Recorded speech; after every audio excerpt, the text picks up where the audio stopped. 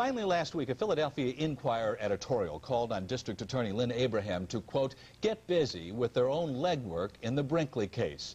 The editorial followed a series of articles by the Inquirer's Henry Goldman, which raised many of the same questions that we raised in our original program. That editorial accused the DA's office with, quote, moving with apparent reluctance, unquote, and actually thwarting the investigation of who shot the Eggman. Here, then, is District Attorney Lynne Abraham, who can give us the answer to those questions. Also here, Suzanne McGettigan. She is the attorney who represents Kevin Brinkley, the man who's been behind bars for 14 years for the crime his brother Ronnie says he committed. And here is Robert Marcus. He is the attorney for Ronnie Brinkley, the man who says, I shot the Eggman.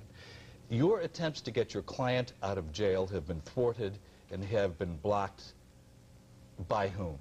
By the district attorney's office. I was in touch with Mr. Tom Perricone, who I was told had been reassigned to investigate this case, and as of July 24th, Mr. Perricone has rejected every effort I made to submit to him any exculpatory evidence I had, any new statements, or the results of the polygraph test. People talk. Most of us aren't lawyers here. Exculpatory evidence is what? A new witness who says he was there at the scene and saw what happened, and the statement of Adrienne Williams, wherein she thoroughly explains that she did not see what occurred and doesn't know which brother was involved in either, which brother was involved in the shooting. Okay. Madam District Attorney, as of this morning, your position on the Brinkley case is what?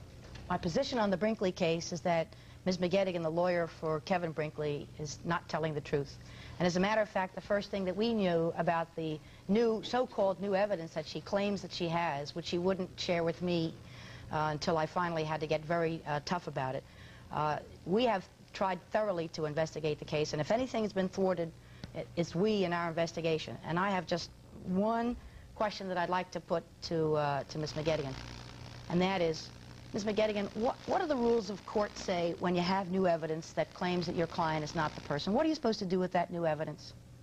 Well, first of all, defense counsel is the one who decides what they do for their client, not the district attorney's office. The district attorney's office would like me to file a motion asking that I submit the new discovered evidence that I have to the court. But as you well know, if I do that, we're talking about a process whereby this could be just held and not even examined by a judge for 2 to 3 years. Is that true? That's absolutely false. No, that's not false. Wait a second, wait a minute. You have to remember, I was a judge for 15 years. If she had a petition filed before a judge, that matter would be heard no later than 30 to 60 days after she files it. Wait a second, let me finish.